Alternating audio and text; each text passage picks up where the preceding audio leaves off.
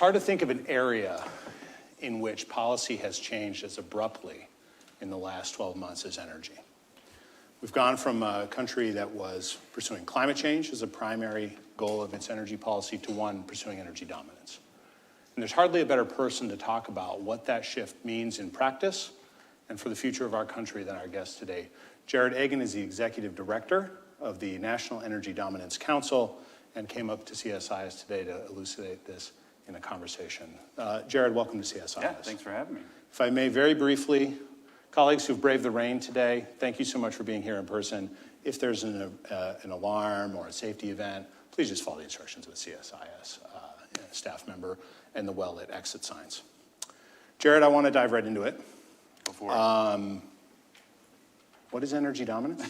And how is the National Energy Dominance Council pursuing the goals of the administration? Well, great question.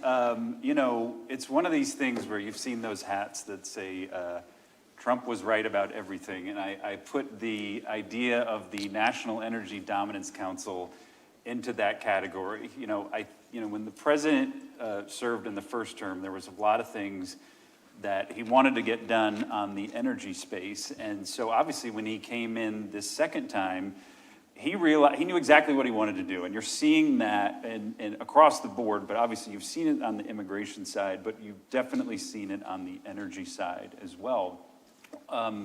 As probably a lot of people in this room realize, energy spans so much of industry and government, and he wanted a group at the White House that could cut through the bureaucracy and get projects done that would help America at home, help us sell energy overseas, and he saw that you could pull a group together that could work with Interior, could work at EPA, could work at the Department of Energy, State Department, Trade, all of that, and help industry and help our allies kind of streamline this whole process. And we've seen a lot of success with it so far.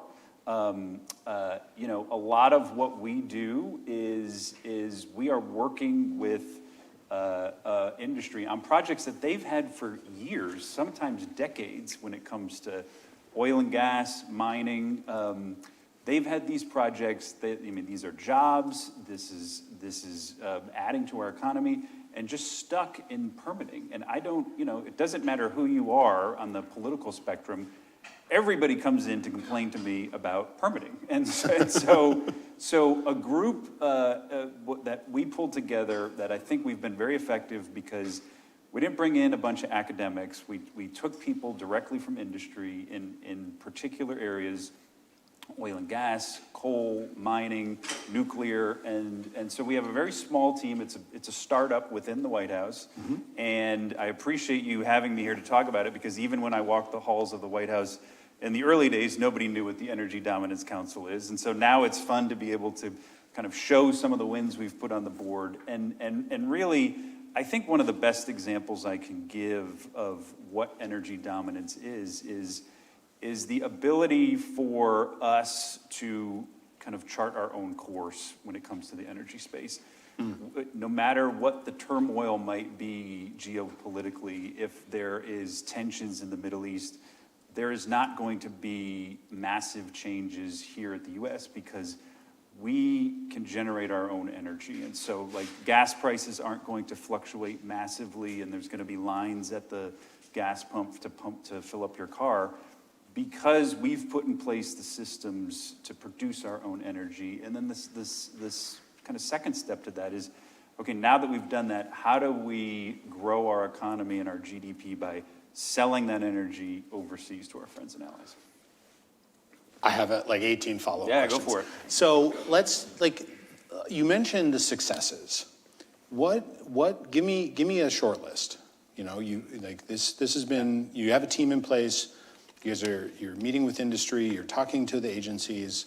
What are the things that you look back even on this short period and say, this sort of new administrative thing really did break through? So I'll give a few examples. The one that always jumps out to me, and so there's kind of phases to this. There's this kind of low-hanging fruit that when we first came in, of just reversing things that were in place under the previous administration, some of these things that were just put in the final waning hours.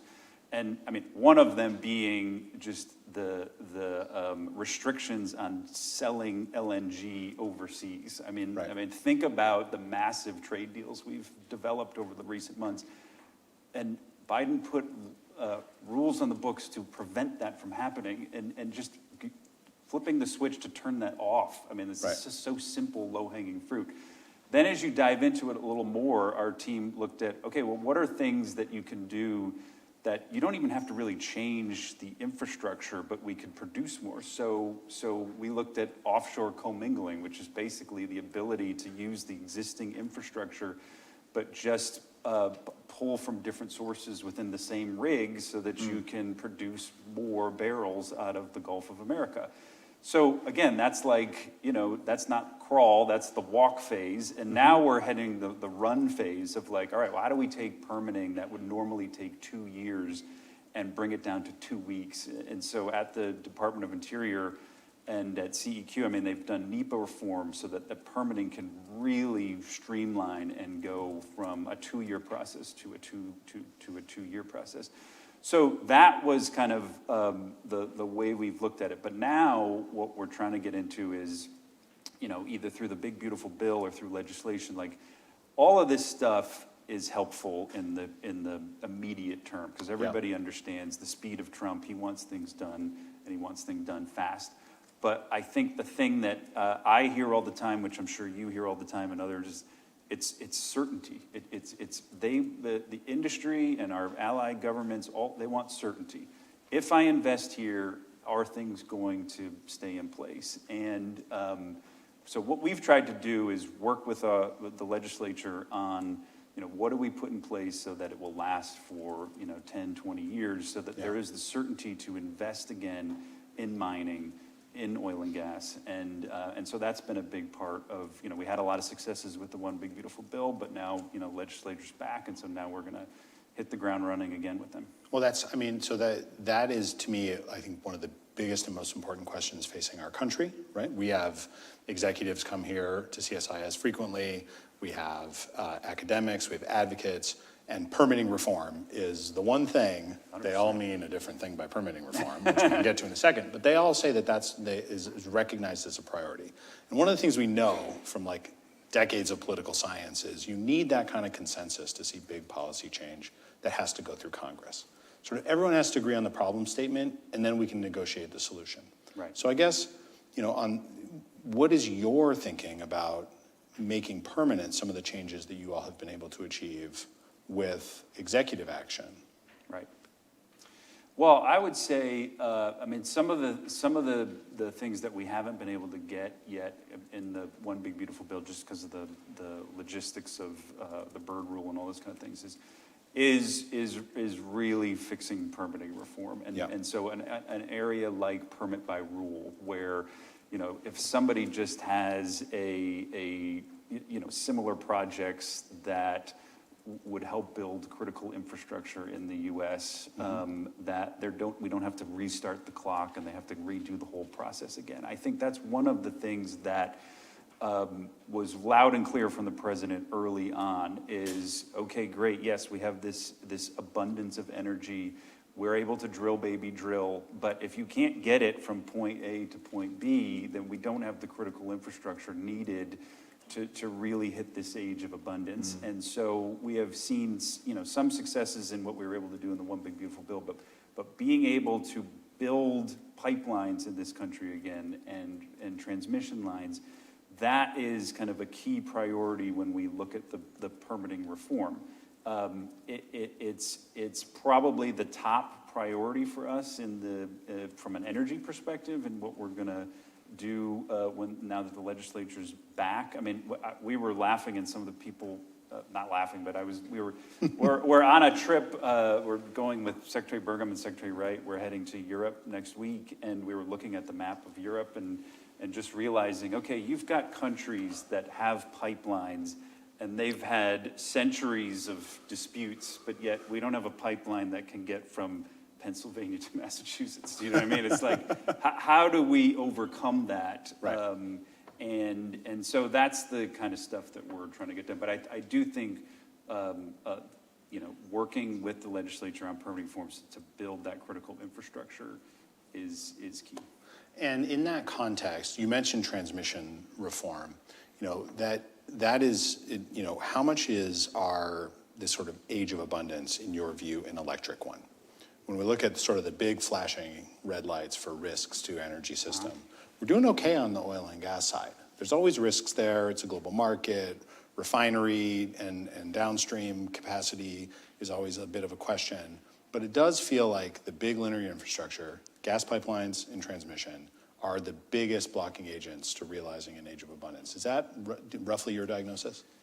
I do think, we have successes in certain parts of the country on the pipeline and transmission. I think the key is, we're really, we've picked out the areas where we want this infrastructure, and now it's just getting it through the finish line. We've already done a trip to Alaska, and where we viewed the current pipeline that exists there. It's one of the top priorities of the president.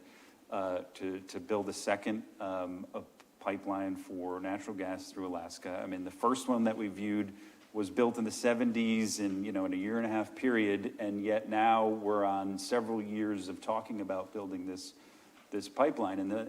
But the great thing is you've got the support all the way up to the president on top, and all of this stuff is combined because, we've talked about, we talk about building this pipeline, but all this is tied into the trade deals that Secretary Besson and Secretary Lutnick and Jameson are all negotiating with the president. And so, we're constantly working with the allies in Asia to talk about, hey, how this pipeline in Alaska would be transformational to you. But I do think one of the things you're hitting on that I do think is one of the key areas that my team is focused on is the grid in general, and beyond just the pipelines. But we kind of have a 3-phase approach as we're looking at the grid, because again, all of this is connected. The grid ties in very closely with a lot of the AI investment and winning the AI race. I think all of us will agree we've got amazing, creative, brilliant engineers that are going to help, win the AI race, but we need the grid and the infrastructure to have the electricity to do it. And so the first phase of that was stabilizing the grid, and that's where we used a lot of the tools of the administration. The 202C is a method that the Department of Energy could use to keep coal-fired plants open. So a lot of coal-fired plants had been closing and on the downturn, and we specifically started to use the authorities to keep those coal-fired plants open. That became especially important in Michigan, where we were tracking, and during the summer at one point, we were almost at a blackout through the Midwest, but because we kept this one coal plant open, we avoided that. And so a little bit of stabilizing there. The second part of that is to optimize the grid, and that is just looking at the efficiency of the grid. What are some of the infrastructure changes you can use? Some of the infrastructure in there is old. How do you put in new equipment, new lines that are just more efficient than the decades before? And here are you thinking sort of like reconductoring projects and upgrading substations and at some point we bring in the electricity people and they kind of figure it out? Yeah, exactly. That's exactly, and that's the process that our team is working on now. And then the last phase of that is to grow, and that's where the nuclear comes in, and that's where we want to build the data centers and the nuclear generation and the grid all combined in the best possible process. And we're looking at across the board where is this done the best? How do we improve? And so that's a kind of a longer term one, but ultimately that's the grow process of the grid of how do we generate more energy and keep it on the grid. Let me take you on the nuclear point just for a minute, because the president has some very ambitious goals for nuclear renaissance in the United States. 10 gigawatts of large-scale nuclear reactors under construction by 2030, I believe, was the EO from a couple months ago. The Secretary of Energy is putting a lot of shoulder into supporting SMRs and new nuclear technologies. O3B creates a tax credit runway for nuclear power in the U.S. Why nuclear? Why, like, what's the motivation? What problem are we solving that has elided us before? Well, I think the technical advancements in nuclear make it key for, it is an energy that will be able to produce what we need for these data centers. There's so much innovation and startups and big global companies that have had huge successes in it so far, and it's just an underinvested right now. And so the key to reaching those goals that you talked about, and the president is very ambitious about this, but he's ambitious about pretty much everything. And so he seems like a patient guy too. but it's really a very smart system that he's put in place. I mean, so leveraging DoD, for example, using that as a way to get some of these early adopter companies off the ground of working deals and contracts with DoD so that you can build some of the early nuclear generation on the bases. Right.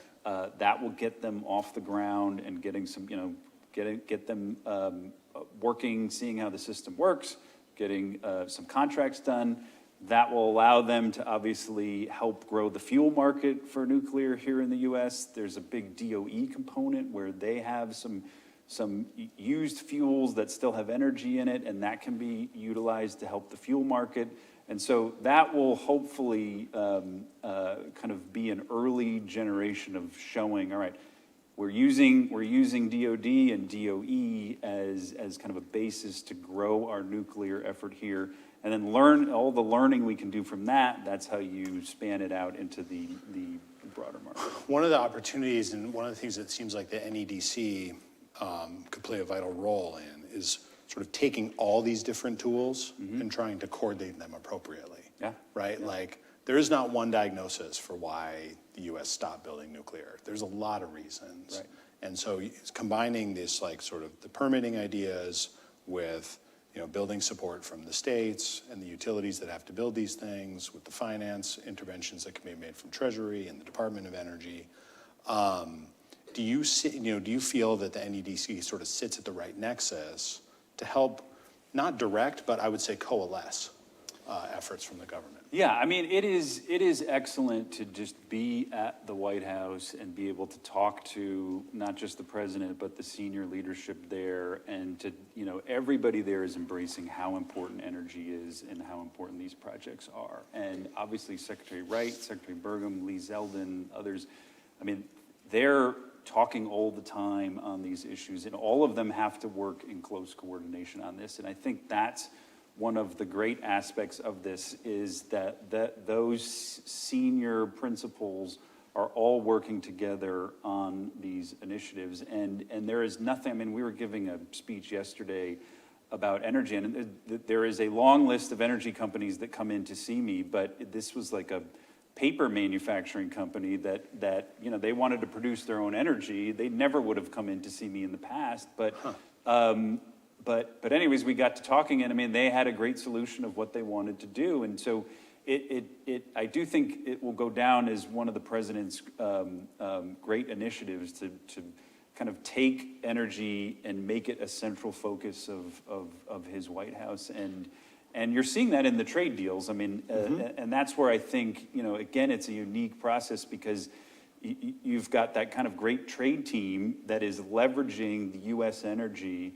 The EU trade deal, for example, $250 billion over 3 years. We're talking about $750 billion that the EU is going to purchase from the U.S., and that's just the EU deal. I mean, there's a bunch of other ones. And so those numbers are dramatic, and they're fantastic. And so that is a great goal for our team to then say, okay, the trade team and the president came up with this amazing trade deal. Now, how do we filter in the achieving those huge numbers? Right. And and it's going to take a full across government effort to do that.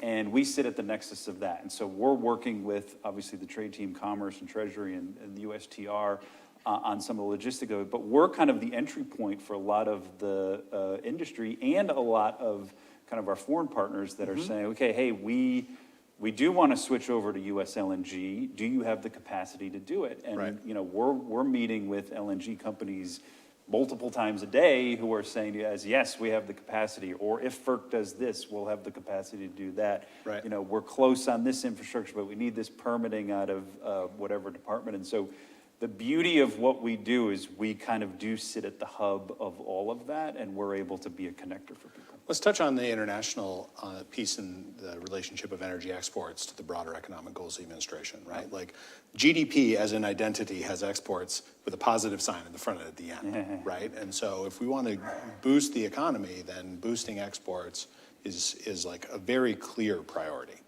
You're about to head to Gas Tech, the big industry conference in Italy next week. I think both secretaries, co-chairs of the NEDC will be going. How much is the expansion of the energy exports an LNG play, or is it an all of the above play? Well, very focused on LNG just because it's the fastest growing, it's the one that people want. Europe has been increasingly moving off of Russian gas, and we want to fill that void, and we are filling that void. And, Italy, for example, we're going there. I think Italy, if they haven't already, they're pretty close to being off of Russian gas and being supplied, primarily by the U.S. And so anyways, those are some of the key things that we're going to want. And now it's all, again, tied together of, we have been building the infrastructure here. It's the fastest growing of people buying LNG. We need to do more.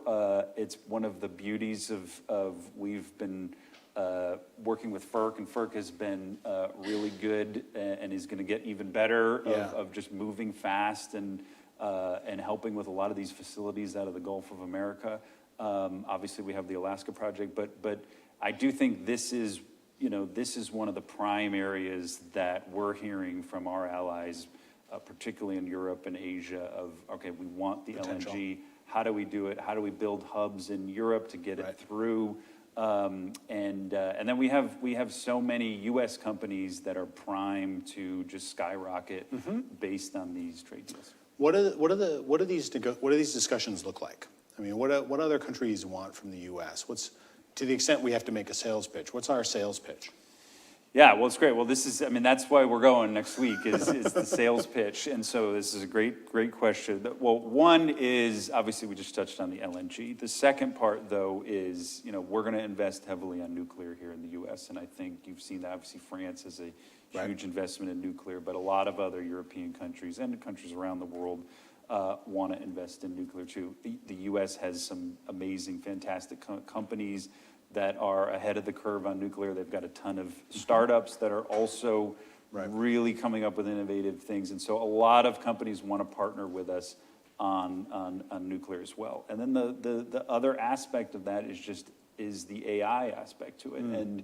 And yes, that's bigger than just an energy play, but Secretary Wright and Secretary Burgum very involved in just the overall AI and how to get enough energy for AI. And so a lot of the companies want to partner with us on AI generation and actually But here and abroad. Yeah. Okay. And so it's one of the things, like when I talk about our kind of phases, like we're about to embark on a bit of a world tour where then Secretary Burgum's also going over to the Middle East in November to the UAE, where this will be another big topic of these same issues of LNG and AI and nuclear. How much do these commercial negotiations also involve the political alignment of the U.S.? One of the things I've seen, the rhetoric from the White House is, we want to be energy abundant at home, and we want to share that abundance with our allies and friends around the world.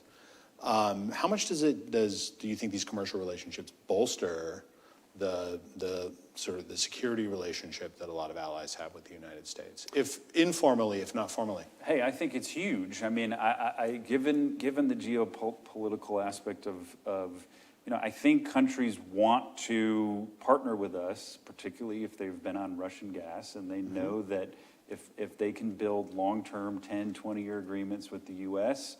On LNG, and then talk to us about what's the long-term play on nuclear, I think that only strengthens us. And you've even seen it. I mean, early in my career, I worked on it was the G8 summit at the time. I worked at the State Department, it's G7 summit now, and it took a year to plan to get all leaders over to Sea Island, Georgia for a meeting.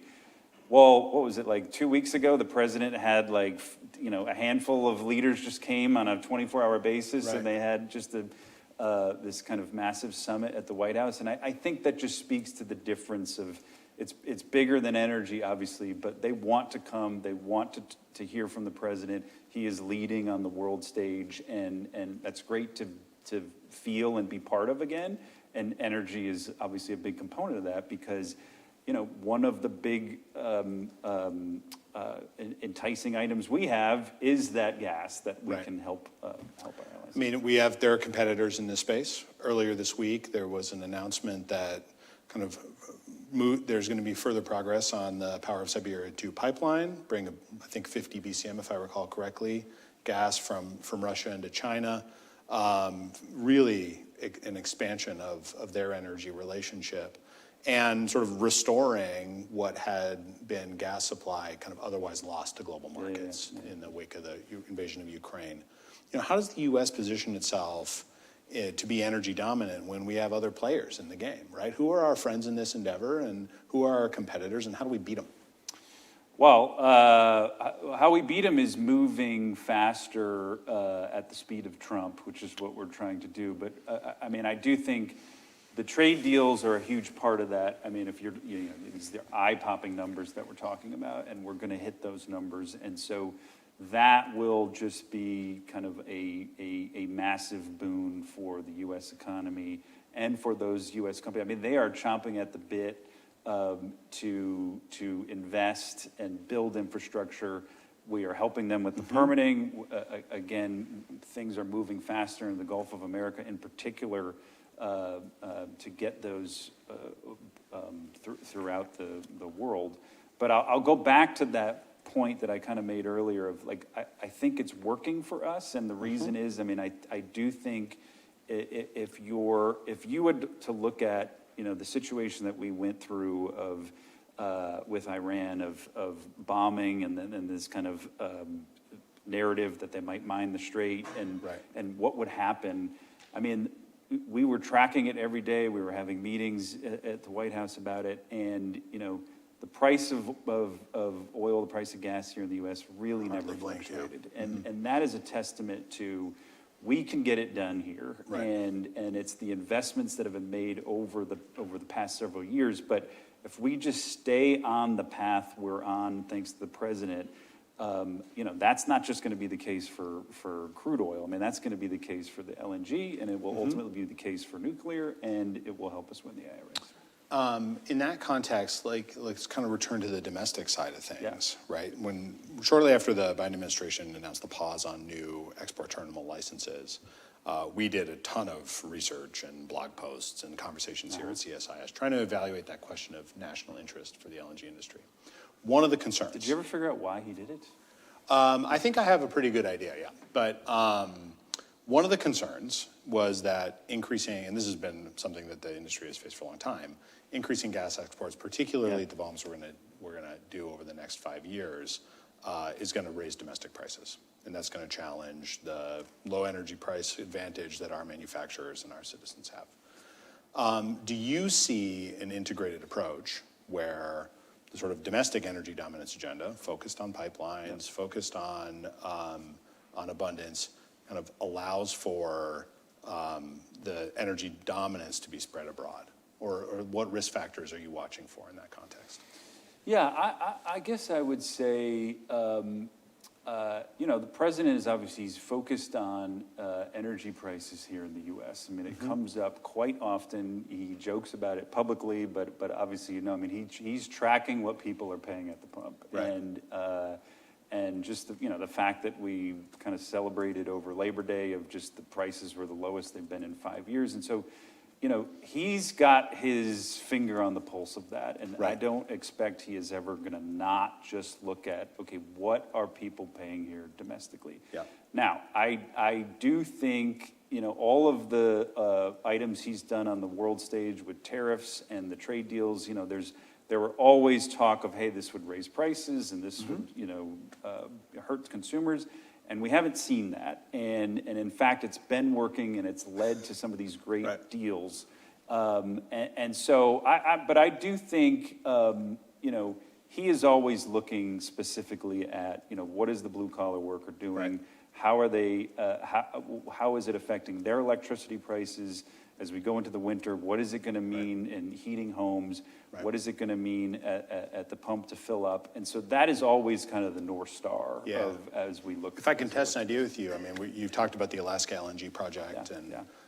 One of the things that sort of makes that appealing from in an energy dominance frame is that it's gas that's otherwise not being used; it's being reinjected into reservoirs, and it's a next available resource that actually isn't a lower 48 market issue, right? It's sort of like, so there's like, you can think about it as being, there's multiple reasons. Does that sort of accord with your thinking about why this is such an exciting project? Yeah. I mean, we had the privilege of going up there and seeing it, and going up to the North Slope and seeing where the pipeline would be, and yeah, I do. I think there has been this unnecessary war with Alaska under the last administration of not utilizing the abundance that they had there, and having gone up there to the North Slope and talking to the people that live up there. I'm not talking about the workers, but the native Alaskans who live up there.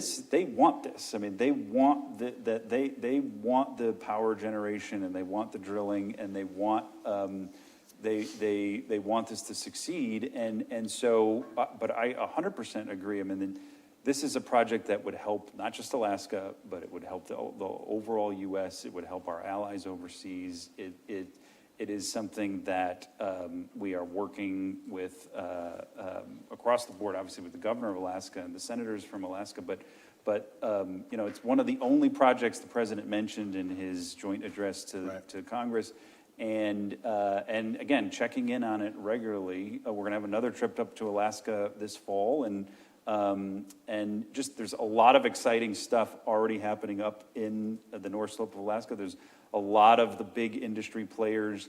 The Secretary of Interior has already made moves on the NPRA, and so again, these were some of the low-hanging fruit of like, why was this shut down when this could be a massive resource for the whole U.S. Colleagues from the media, we're going to turn to you just in a moment. Jarrod, I do have to ask about renewables. Yeah.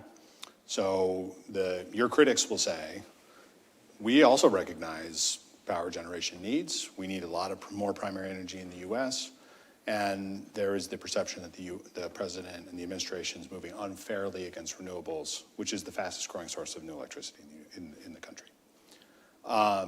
What we hear from the administration is we're balancing the scales from what had been a previously favored sector and sort of reorienting the industry to provide value where it can. What is your response to that debate? What should people understand about the approach of the Trump administration? Yeah, I think it was given unfair preferential treatment in the past, particularly the last administration.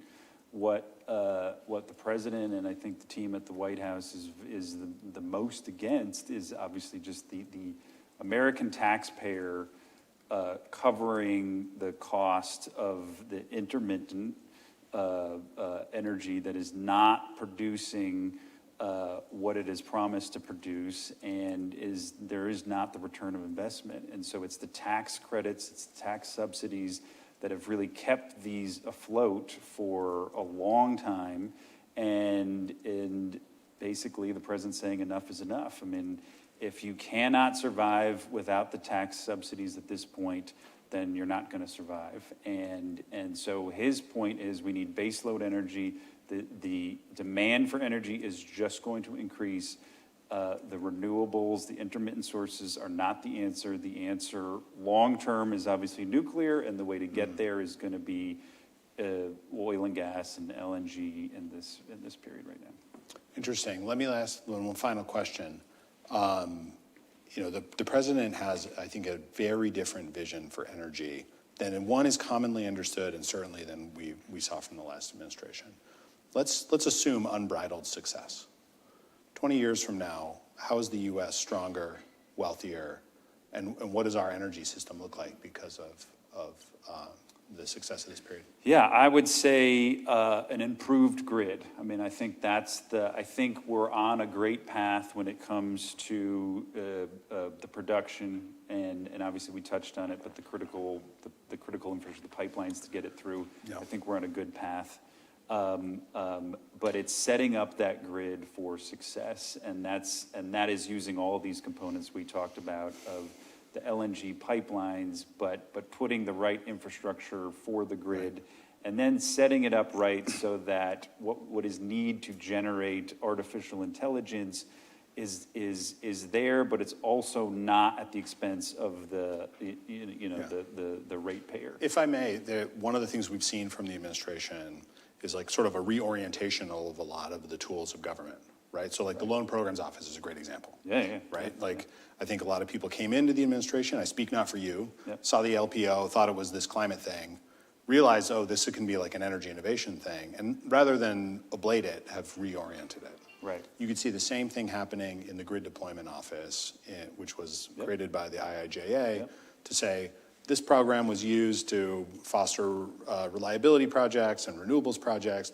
We want to do it to do load growth, big AI data centers, long distance transmission. Should we look for kind of continued efforts from the administration to move those programs? Yeah, in a new I direction? think that's absolutely right. We were talking to the Department of Energy a lot about the LPO Loan Program Office and reimagining that for a lot of what we just talked about for nuclear projects, strengthening the grid. And so, yes, it's really reevaluating how that arm is working of the government. The other thing that I didn't touch upon, which I definitely need to, is the whole critical minerals aspect of this. And so we had a lot of success in the One Big Beautiful Bill of putting in much needed funds kind of across different entities to invest in critical minerals, to invest in mining. Our team is heavily involved in that as well, but that's a big component of all of this is not just get mining going again here in the U.S., but investing so that when China or others are kind of manipulating the market or coming in to invest in mining projects globally, that we have the funds we need so that the auto industry and the tech industry and all these are getting the critical minerals that they need, and so that's another big piece that we're kind of reimagining how U.S. funding can be used to help on the critical mineral. So I hear two things, just to, if I may summarize, and you can tell me if I got it right or not. Sure. Like the agenda is about unlocking the resources that the United States has natively. It's about using them to foster stronger economic and security relationships with our allies, to protect ourselves from coercion, and to stay at the front of the sort of new economic areas, AI, reshoring manufacturing, and like I would argue it's national renewal more than anything else. Is that roughly correct? I think that's very correct. You sum that all up and that's energy dominance for you. Great, well thank you so much. Colleagues who are joining us from the media, you're welcome to offer a question to Jarrod. Jen, you go ahead and start, thank you. Thanks. Hi, Jen. Thanks for doing this. Yes. I heard the economic argument, obviously, around renewables, around intermittency and subsidies.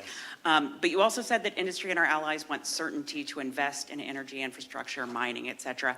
How do you square that goal with the uncertainty signals that do come from revoking authorizations and stopping work on fully permitted offshore wind projects? Well, I would say, the certainty is around investing capital into projects that are not reliant on government tax dollars. And so if you want to invest in a project that you can be financially viable in, and you're not reliant on tax subsidies to do it, I think that's the message that we're trying to show. And I think that we have seen success on the fossil fuels, and so. But a lot of those companies were treated very unfairly over the last 4 years. They didn't have the certainty that they needed. And that is what is going to provide the baseload energy and help satisfy a lot of these trade deals. And so in order to invest in massive billion-dollar facilities to export LNG out of the Gulf of America, you want the certainty that if you're going to invest that kind of money, that the policies are going to be in place that you know, you're not going to stop LNG export at the 11th hour for some reason that nobody understands. And so so that's what I talk about when I talk about certainty. Yes, Ari.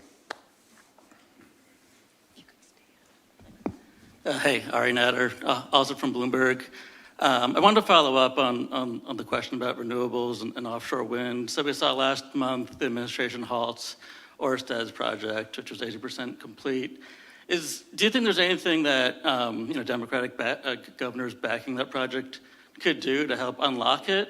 And also, I'm curious, excluding Empire Wind, there's 3 other offshore wind farms under construction. Do you think we might see similar treatment, where those projects get halted by the administration as well? Well, I can't talk about the Ørsted.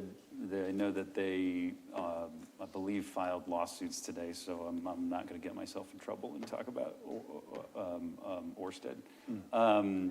There is a systematic review that the president has called for from the beginning of looking at all wind projects and were they permitted.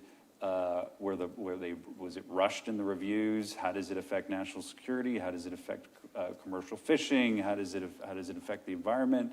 And I think there's a feeling that some of these were not properly vetted under the Biden administration. And so, but that stems back all the way from the early days when the president came back into office of reviewing all of these wind projects. And so I know the Department of Interior is doing that process. Front row. The lady and then the gentleman. You said Stan? Okay. Hi, Callie Pattison with the Washington Examiner. I wanted to turn to Drill Baby Drill. Yeah. We saw this week ConocoPhillips is laying off up to 25% of their workforce, and a lot of producers that I've been talking to, especially in the Permian, are not confident that Drill Baby Drill can happen under these market conditions as production prices are going up and futures are going down. Is the Energy Dominance Council aware of these concerns, and what are you guys hoping to kind of get these, or at least, help settle those concerns within the industry? And for you personally, do you believe that Drill Baby Drill can happen this year? 100% believe Drill Baby Drill can happen this year. Yeah, we're talking to all of the Permian companies on a regular basis. I mean, a lot of it is, again, some of this is the certainty of what is kind of the long-term commitments that they can put into place, and it's innovation as well, and it's some of these kind of fixes that we could do, like commingling, where they don't have to put in a lot of more capital, and that's onshore and offshore, so that they don't have to necessarily build more and spend more, but they can produce more. And so we're working very on a daily basis with all the Permian companies on how their kind of long-term plans we can help improve those. And but again, I mean, at the end of the day, the president wants the price at the pump to be low, and so that doesn't always coordinate with what industry wants. And so we work for the president, and so we're gonna do what the president wants, but that means Drill Baby Drill is going to be in place, and that means that the American consumer is going to have low gas prices. And we've had success with that, and we're going to continue to do that. Excellent. And we'll go to the gentleman in the front. Thanks for talking. Brian Dabbs, E&E News. So as you've discussed a bit today, nuclear is a major priority for the administration. It's also a technology that's heavily reliant on tax breaks. We saw Secretary Wright lobby hard in Congress to preserve those tax breaks during the big, beautiful bill. And according to Secretary Wright, it's also relying on other federal tools like the LPO. So why, you've been talking about certainty and technologies, certainty for technologies that are not relying on tax breaks, but so why is nuclear an exception? And then separately, forgive the hard pivot, you talked about a trip this fall to Alaska. Is that also focused on the Alaska LNG pipeline? And can you just talk more about that trip? Yeah, of course. That's the easy one, so I'll take that one first. Yes, it'll be focused on the pipeline, critical minerals. There's also some road infrastructure that we want to get done up in Alaska. So those are kind of the three big components that we're going to look at when we go up to Alaska. Nuclear is new in that we need to invest in it to get ahead, and it's the long-term play that the president wants to put in place. It hasn't had the proper kind of investment. It hasn't had the focus that some of the other intermittent have had, and frankly, nuclear will be able to produce the kind of energy that is needed on a reliable basis that is going to be needed for the grid, and we also think that it's more American. I mean, a lot of the materials that are used for wind and solar are from not from American sources, and nuclear can be, and so that's why we're focused on nuclear.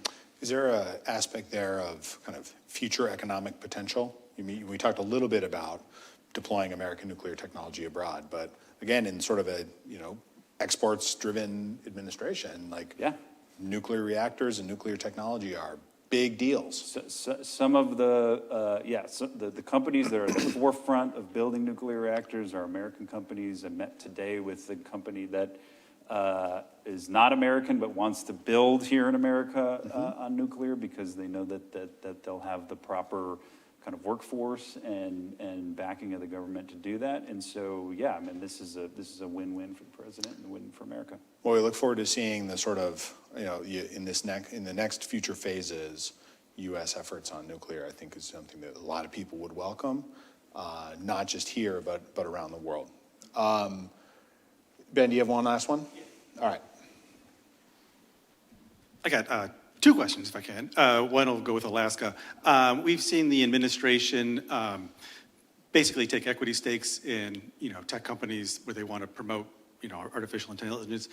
And I'm tying this with the Alaska LNG project, which the administration is very focused on. Would there ever be any consideration of having the government directly invest in Alaska LNG, given that it's been, many years without any company deciding they want to invest in it? I haven't been in conversations of that. I do think what we've talked about is, there are DoD sources, there's bases up in Alaska that could be used as offtake agreements on LNG. But no, I haven't heard discussions right now about the U.S. investing as a partner necessarily. And then final question, the Dallas Fed surveys that come out regularly, where they take the kind of the temperature of the oil patch in their kind of purview. We see a lot of complaints, basically, that the administration may be, when it says drill, baby, drill, it's counting on OPEC to keep prices down. Drill, baby, drill where, I think is one of the comments that came through.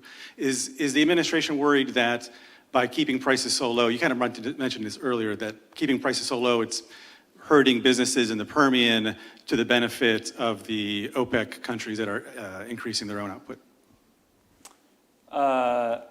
I think we're tracking it closely. I would say, I mean, we're not going to get off a drill, baby, drill. That's going to be the mantra. Again, like I mentioned, I mean, the president wants low gas prices at the pump. But, I mean, to the same token, you know, we're talking all the time with the Permian companies and industry there. And if there are ways we can help them succeed in this environment, we're going to try and help them succeed. Great. I do have to end on time. Sorry, apologies to those who didn't get a chance to ask a question. Jarrod, thank you so much for joining us today. I think it's important that you can come out and kind of help us understand out here in the community what it is you're up to. I hope this gives folks in the room a better picture of the goals of the council and its methods. And, you know, we stand ready to help you guys achieve your goals. So thank you so much for joining us. Thanks for having me.